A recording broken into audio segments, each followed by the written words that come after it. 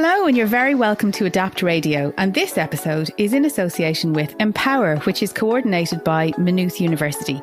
I'm your host, Dr. Claire O'Connell, and today, in light of Data Privacy Week, we're talking about data privacy and generative AI. From the Adapt Centre at Trinity College, this is Adapt Radio, presenting groundbreaking innovations, one conversation at a time.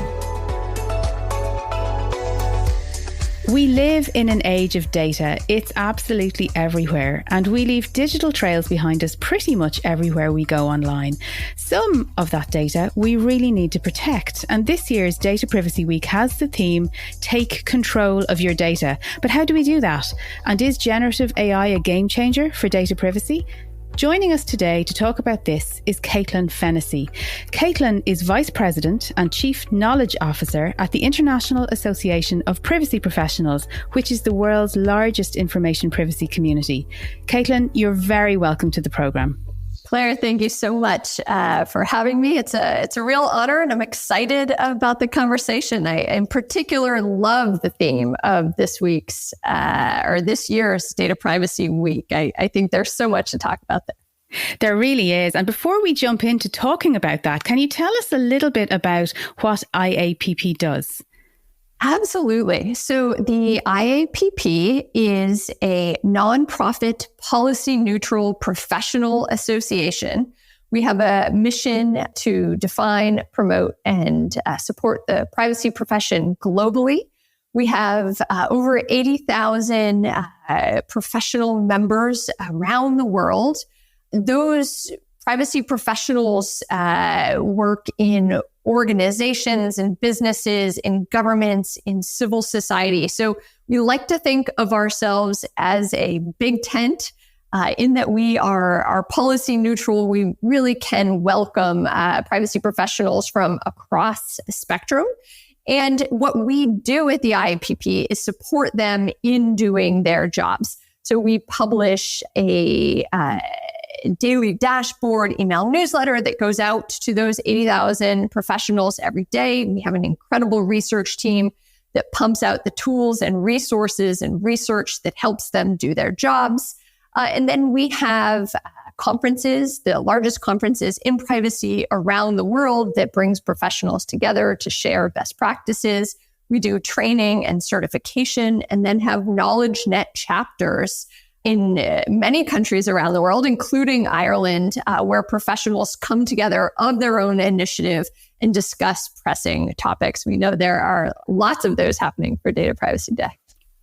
So you are acutely aware of the changing landscape in technology, and it's a really exciting and challenging time. We have seen the rise of generative AI in the last 12 to 24 months. These user-friendly large language models like ChatGPT. And of course, data are the engine or the fuel for generative AI. So can you paint a picture for us about the kinds of impact that generative AI is having on data privacy? Yeah, absolutely. And so, I guess to start out, as you undoubtedly know very well, AI is not new. It has been with us for quite some time. Here at the IAPP, we have been focused on research and other initiatives in the AI governance space for quite some time. But like you said, I think 2023 was different.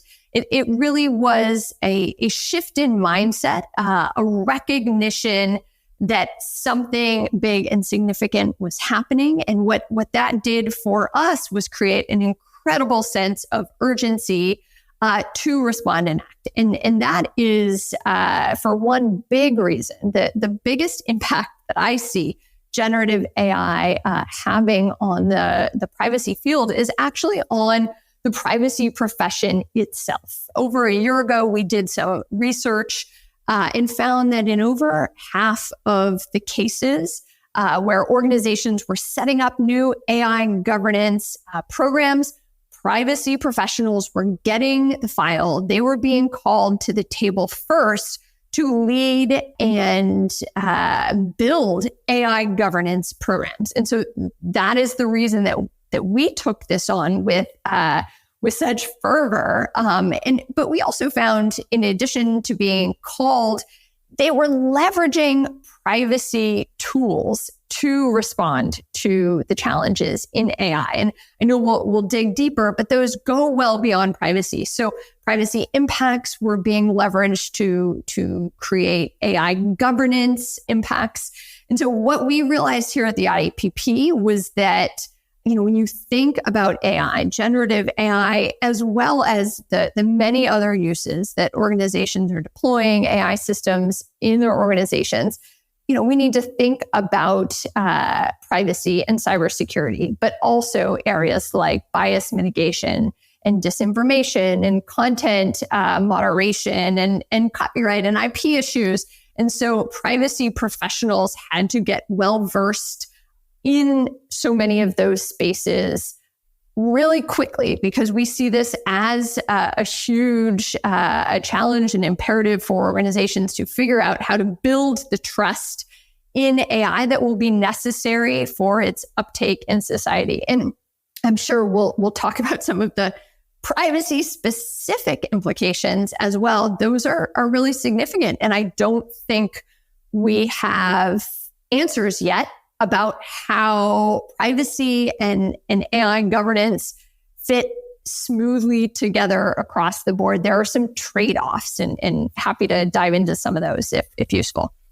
Yeah, let's talk about that, the implications of this new technology and governance. As you say, data privacy and the professionals who deal with that, they're front and center. It's a very urgent sort of way to respond to these things that, as you say, then opens the door to protecting against other forms of misuse of data. But talk to me about the implications of generative AI, this new sort of large language model that's become so accessible for people. What implication is that having on data privacy?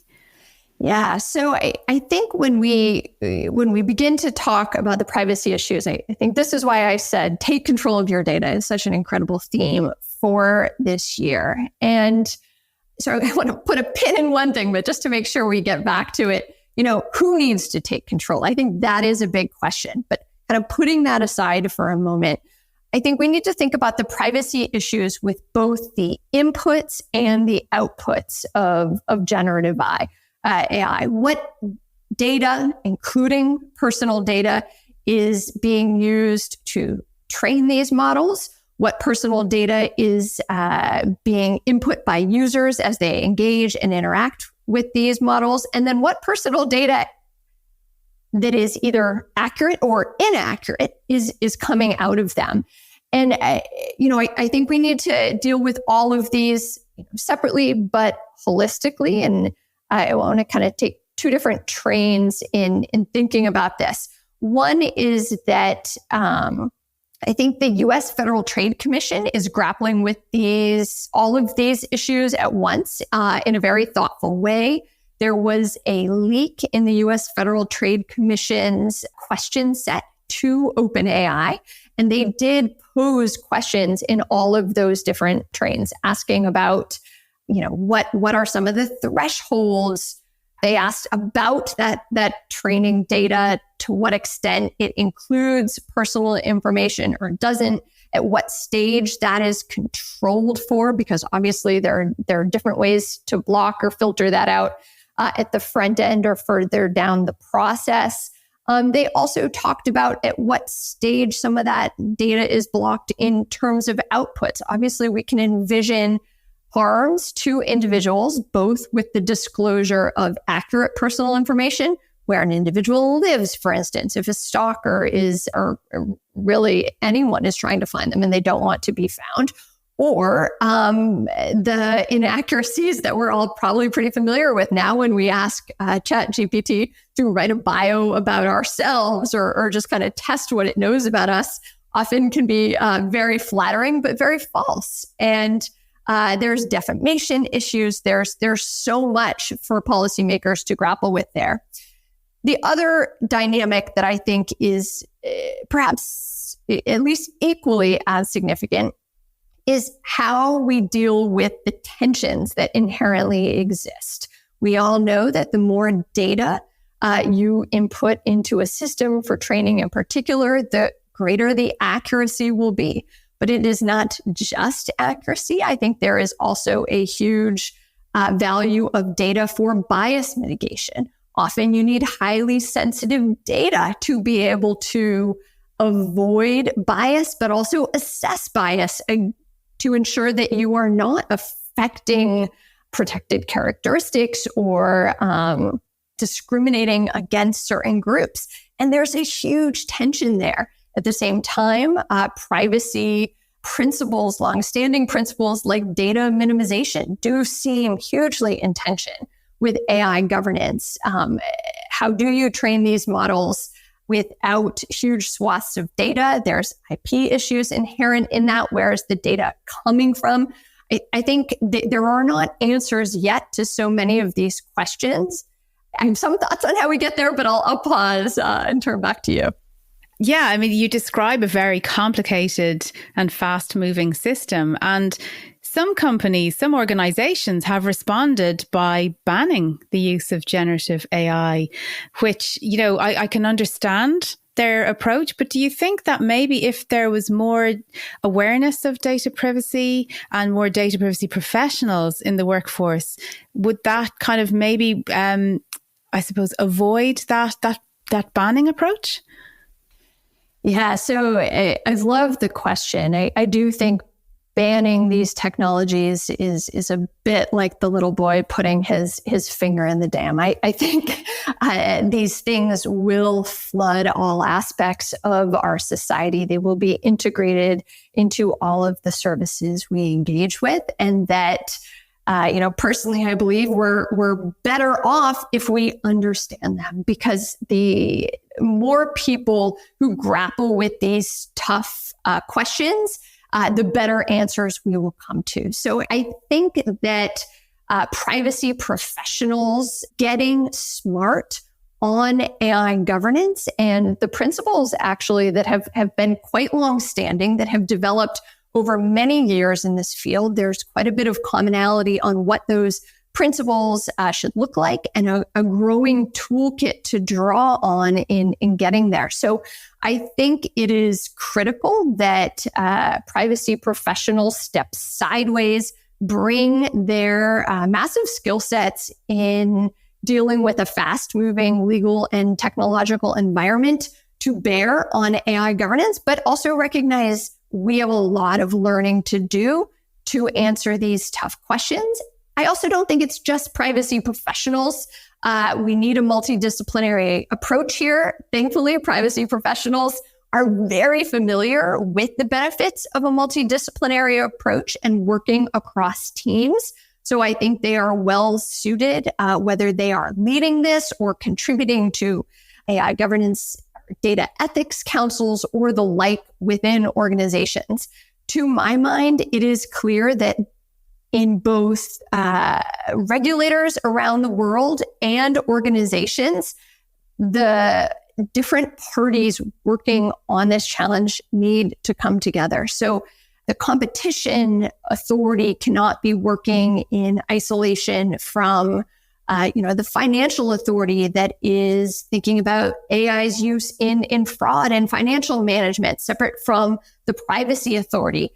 In the US system, the FTC has a little bit of a leg up because they are dual-hatted on competition and privacy and consumer protection. But there are still so many other authorities working on this, whether financial regulators, health, human services regulators.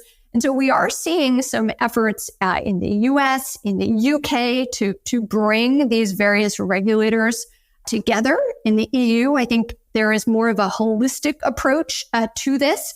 And so bringing these considerations together in one authority is also an option. But regardless, these questions will be faced across teams, across organizations, across regulators. And so we see it as so important to bring those learnings together, bring people together, and talk through workable solutions.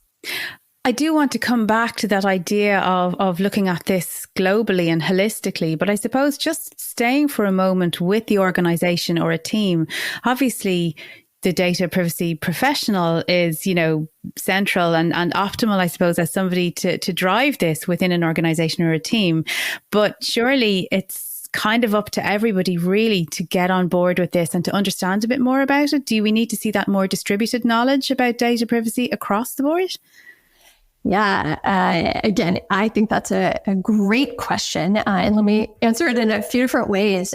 Right now, within organizations, we see a lot of confusion all the way to the top. And I don't think this is due to just privacy and AI governance, although to some extent that has forced us to examine it. Here at the IAPP, we are characterizing this as digital entropy. Entropy being, as you know, a scientific term that speaks to the disorder. And I think that is a result of a transition into a digital landscape where we are seeing more and more regulatory efforts to apply our industrial era regulatory and compliance apparatus to a new digital ecosystem. And so in the EU, as you know, we have all of these new data-driven, digital-driven regulations, whether it's the DSA, the DMA, the Data Act, and now the EU AI Act. And organizations have not yet figured out how to structure their governance teams internally to respond to this. So I think within organizations, professionals understand that they're all, as a very thoughtful colleague painted in a metaphor, operating on the same patient, but not necessarily talking to each other in the operating room, not necessarily sitting on the same surgical team. And that's creating confusion. And so within organizations, there are a number of different distributed or centralized structures being developed, but I think this will be a focus in 2024, how to bring those conversations together. And that filters all the way down to every level of the organization. And again, my thinking is that we need education, we need an understanding so that all individuals are bringing the right questions and pulling in their colleagues across an organization to address these new and not so new challenges, just in new contexts. So regulation, which is something we've already alluded to, it's often the solution that people point to when issues appear on the horizon with something like technology, and now in this case, more accessible generative AI. So what moves have been happening globally to protect data privacy through regulation? Yeah, so I think there is a lot happening in the privacy landscape. So perhaps for one moment, we can put AI and AI governance aside. We are seeing plenty of action on our bread and butter privacy issues and legislation this year. I'll mention a few initiatives. In the US, we are seeing a tremendous amount of legislation on the state privacy front. As you'll know well, there is no federal privacy law in the US, despite best efforts over many years. And so the states have stepped in to fill the void. We are now at 13 US state privacy laws. We've already had one adopted this year, and New Hampshire, where I am sitting, is very close. A bill has been adopted by the legislature and is now in front of the governor for his signature in the coming days. And then on the federal level, because it is an election year, in fact, we just had the primary here in New Hampshire. We don't expect much action in terms of an omnibus data protection law, but there is a lot of focus and attention in some smaller areas such as kids' privacy. And so we definitely could see an advancement of new kids' privacy rules. There's also been a lot of state action on that front. Kind of moving beyond the US landscape, Canada has a major overhaul of its privacy legislation, PIPEDA, in its legislature, and advancing.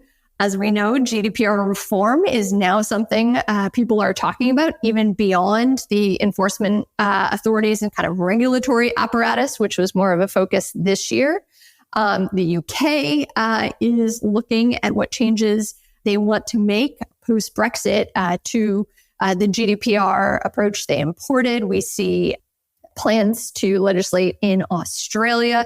And of course, we have major new laws already with us, such as in India. And into all of that, we then have the big push around the world for AI governance and privacy regulators in many cases stepping up or raising their hand and saying, hey, we've got this. But in that space, I think it has been interesting to watch. Some privacy regulators are kind of jumping up and down and saying, hey, yes, we should have this file, including because of all of the data intersections and privacy implications. And others saying, absolutely not. We don't even want this. This is a huge separate, related but separate issue that needs to be resourced. And we don't see those resources coming. And so we're not ready to take this one on. So I think there's a lot of moving pieces right now. Add that on top of the alphabet soup of data strategy in the EU, and privacy professionals have a lot on their plates. They do. And obviously data is a currency around the globe. So if you have sort of patchworks of different data privacy laws for each part of the globe, does it make sense to have a more harmonized, overarching approach? Yeah, I mean, this has been an endless point of discussion. I think on that, let me kind of share two thoughts, or maybe three. One is that I think by and large, we have seen a coalescing of the principles there in terms of what led to the privacy laws that we now see around the globe. They are all largely drawn on the 1980 OECD principles that informed all of these approaches. But over time, I actually think they have come even closer together. I think a lot of that can definitely be attributed to the Brussels effect. And credited to the GDPR, which was looked to as the gold standard. And not only the gold standard, but because of the EU's adequacy approach and mechanism, there was a benefit, trade benefit for many countries, of course, in replicating the EU model and seeking an adequacy determination. That led to a proliferation of GDPR-like approaches.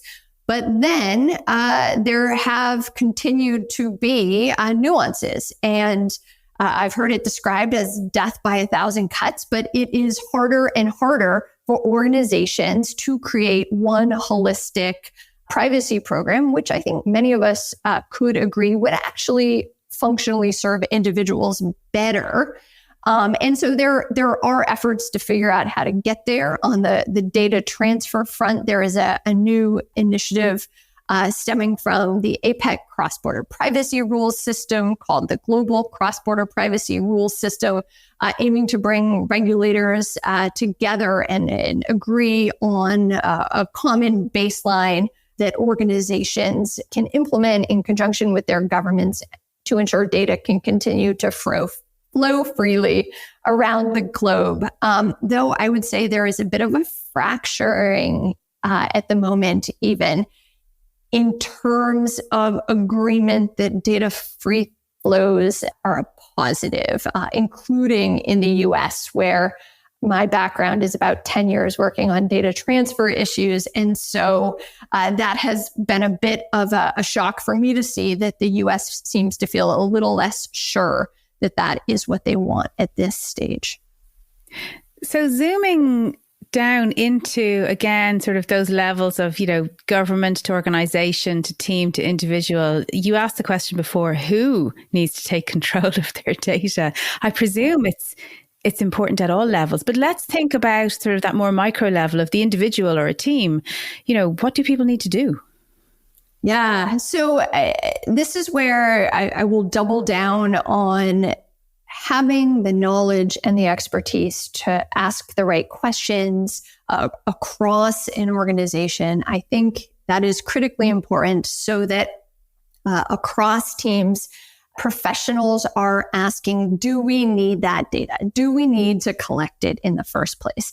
I think those who work in the privacy field understand that if you don't collect it, you can't lose it. You can't have a breach. And there is so much that flows from whether that data is collected in the first place. It is costly to maintain the accuracy, integrity, and even storage of that data, not to mention the risk and the privacy issues that can follow. So I think from the individual level and then bringing that to your job, questioning whether you yourself hand over your personal data and who you're handing it over to, as well as asking the question across organizations, do we need it or do we need to maintain it, will be quite valuable. At the same time, I think what I was alluding to earlier is, in my perspective, a bit of a troubling trend that we are seeing. I think there has been a long recognition that consent, by and large, is a bit of a broken system. The notice and consent model informed the U.S. approach for many years, and there has been a recognition that individuals do not have the wherewithal or bandwidth to read all of these privacy policies and really manage their own personal data in a workable fashion, given all of the invisible collection points that exist out there. At the same time, we are seeing in the EU and elsewhere a bit of a fallback onto consent in place of other legitimations of data use. And so I'm speaking to some of the ad tech decisions that we've seen out of the EU, and I'm not meaning to kind of voice an opinion on the direction that any of those are going, but there are, as you know, a number of legal bases for data collection and use in the EU, and we have seen a picking away at those in the ad tech context. So the ability to use personal data in the ad tech context for contractual reasons or for legitimate interest is no longer largely allowed for online behavioral advertising, and the fallback becomes consent. It feels like the pendulum is swinging back and forth here, and that we have not really found a workable model for some of these, and that despite the EU's best efforts, the onus is being placed back on the individuals, even though I don't think that was the intent. Now, the ultimate end place here may be that the model themselves is not functional, right? And we're just ticking through the various options until they all are called into question or dissolved.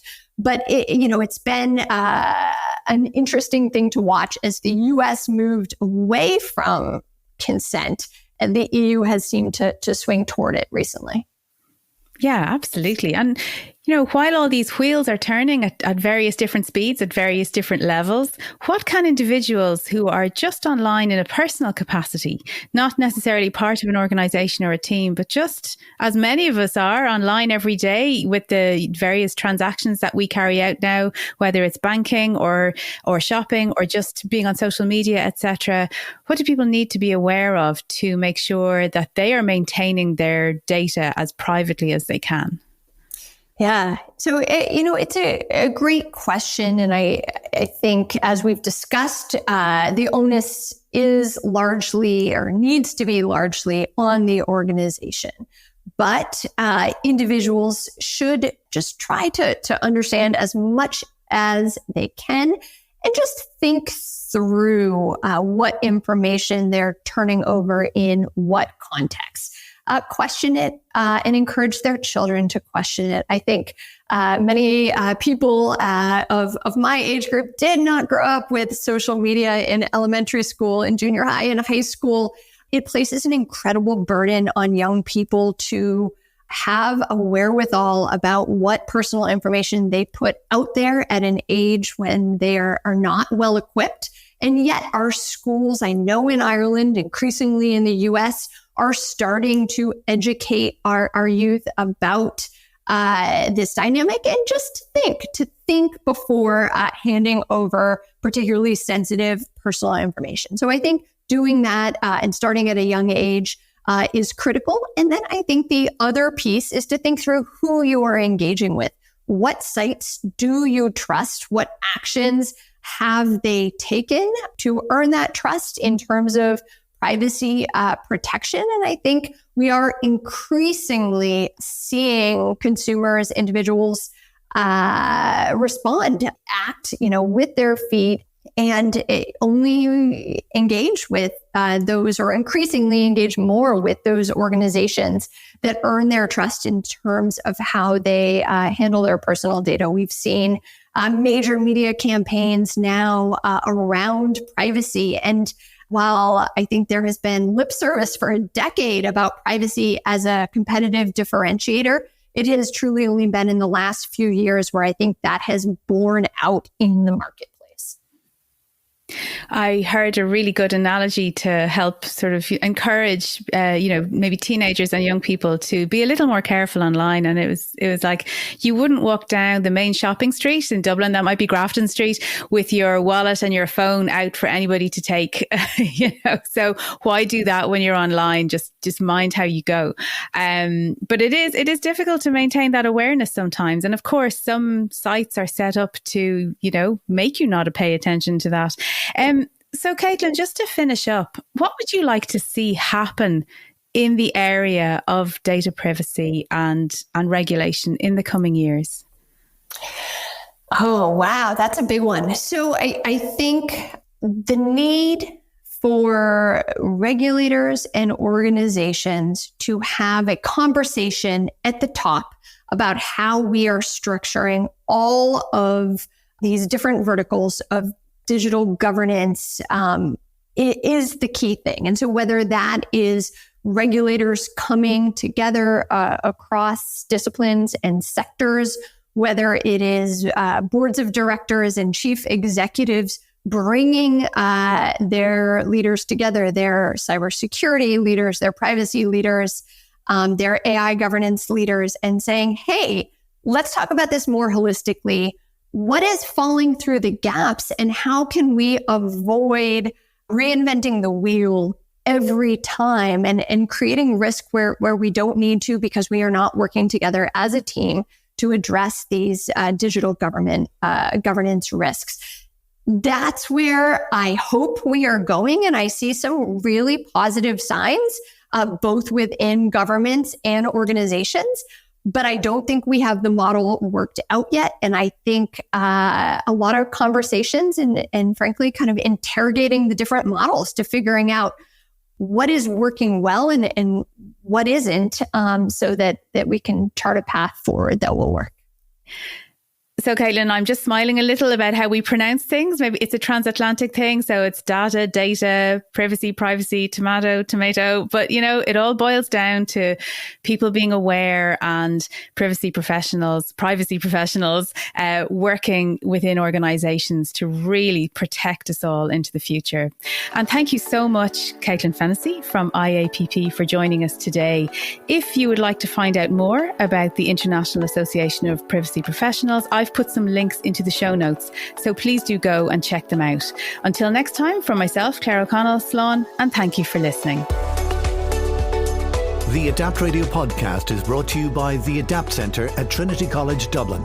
Find out more about their extensive research work at adaptcentre.ie. Join us next time to hear about more groundbreaking innovations. To get new episodes automatically, just click the follow button on your player right now. The Adapt Radio podcast is produced by dustpod.io, with episodes monthly on Apple, Spotify, and wherever you get your podcasts.